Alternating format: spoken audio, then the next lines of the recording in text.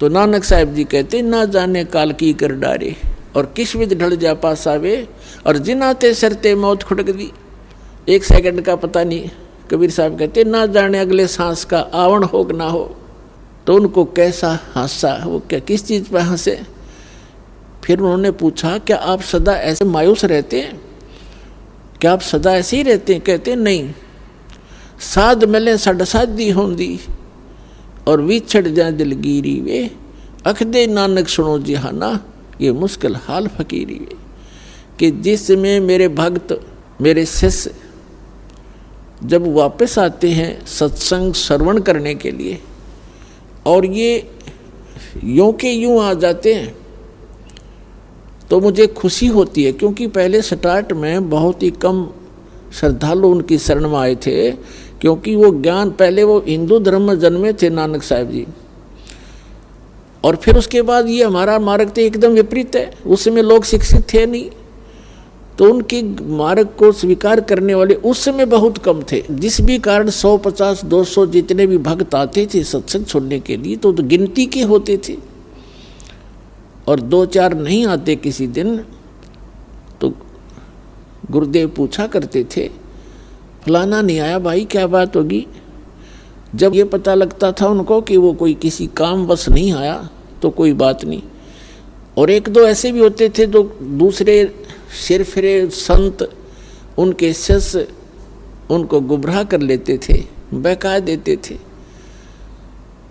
तो वो नानक साहब जी कहते हैं कि जब ये सभी भक्त मेरे वापस आते हैं, क्योंकि संसार के अंदर भक्ति करना बड़ा दुर्भर हो गया है। कारण क्या है कि सत्य ज्ञान देने वाला एक और भ्रमित करने वाले करोड़ों की संख्या में। तो वो कहा करते थे कि साध मिले सड़ साधी होंदी और विछड़ जाए दिलगीरी वे। जब ये यहाँ से जाते हैं तब मुझे मायूसी हो जाती है कि कहीं कोई मेरी फसल में कीड़ा ना लग जा।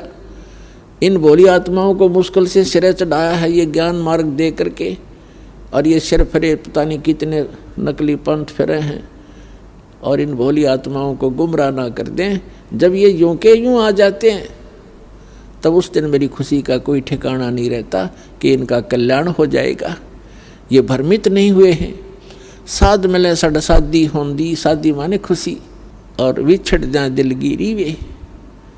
जब ये बिछुड़ जाते हैं तो मेरे दिल में बड़ा दुख होता है। ये बात सताती रहती है कहीं इन बच्चों को कोई गुमराह ना कर दे, इनका जीवन नाश हो जा। अख दे नानक सुनो जिहाना ये मुश्किल हाल फकीरी वे। इस भक्ति का करना बड़ा कठिन है, क्योंकि अन्य साधनाएं तो परंपरागत है, उसमें तो कोई ये कहने वाला ही नहीं है कि आप ये ना करो ये गलत है। जो कर रहा है वो ठीक है, हाँ बस बिल्कुल बहुत अच्छा, मैं ये करता हूँ आप क्या करते हो, मैं ये करता हूँ बस ठीक है, आप भी करो हम भी कर रहे हैं। और इसमें यहाँ कहना पड़ता है कि नहीं ये नहीं करना, ये नहीं करना, ये करना। तो इस प्रकार ये थोड़ा सा कठिन मुश्किल हाल फकीरी वे। फकीरी माने भक्ति, या भक्ति का करना बड़ा कठिन हो गया है। और जिसमें अब ये ज्ञान तो विश्व में जाएगा और पूरे विश्व को ये ज्ञान सुहाएगा, और जिस समय जब सभी एक रस हम हो जाएंगे, जो भी इस ज्ञान को सुनेगा कुछ ही समय के बाद इसमें ऑब्जेक्शन नहीं रहेगा किसी को। सभी ये कहा करेंगे अभी ज्ञान तो 1 नंबर का है, ज्ञान में कोई कमी नहीं।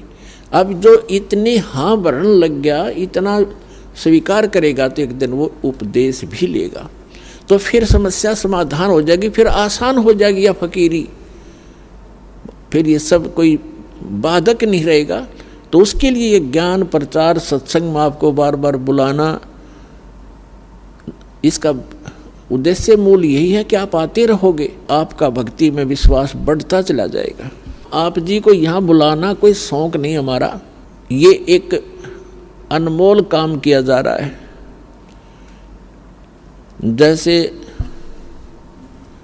आप सत्संग में आते रहोगे, आपके अंतःकरण के अंदर थोड़ा बहुत कोई दोष आता है इस ज्ञान से, और यहाँ सत्संग से, सेवा से, दान से, सिमरन से वो फिर से हट जाएगा। अब पुण्यात्माओं, आप तो हो बालक, छोटे छोटे बच्चे होते हैं, और माता क्या करती है, बच्चा गली में खेल रहा होता है और अपने साथियों में बड़ा मस्त होता है।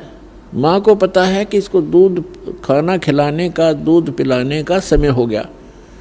वो उसके उठा के लाती है, आजा बेटा दूध पी ले। वो कहता नहीं नहीं मैं खेल रहा हूँ।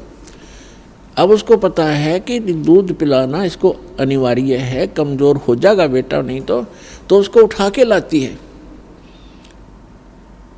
और उसको कहती है ले दूध पी, या जो भी आहार कराती है। तो वो जल्दी जल्दी दूध भी पी रहा है, दूध पीते उसके मन में न्यू रहा बस छोड़ दे मम्मी एक बार, मैं वही जाऊँगा बच्चों में खेलूँगा। तो पिला के दूध उसको छोड़ देती है, जा खेल ले, और दूध के समय फिर बुला लेती है उसको, फिर दूध पिला देती है। तो इस प्रकार